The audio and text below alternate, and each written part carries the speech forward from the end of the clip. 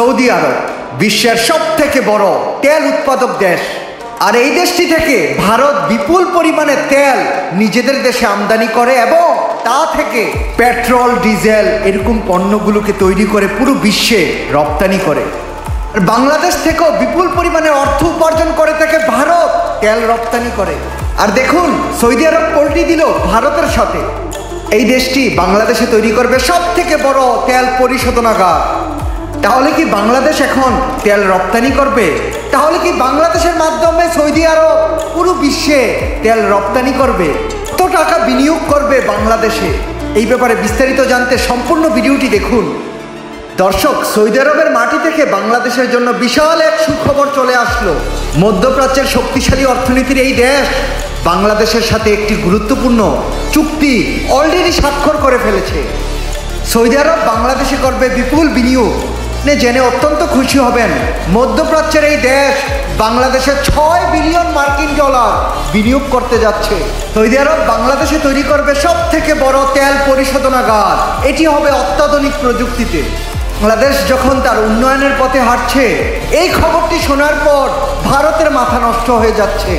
দর্শক, আপনি জানেন কি, ভারত বাংলাদেশ থেকে বিপুল পরিমাণে অর্থ উপার্জন করত তেল রপ্তানি করে।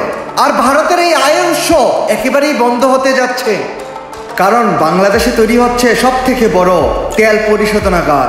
আর এই অত্যাধুনিক পরিশোধনাগার তৈরি হওয়ার পরে বাংলাদেশ আর বহির্বিশ্ব থেকে তেল আমদানি করবে না। দেখুন, ভারত শুধু বাংলাদেশে নয়, বেশি দেশ নেপাল, ভুটান ও মায়ানমারে বিপুল পরিমাণে তেল রপ্তানি করত।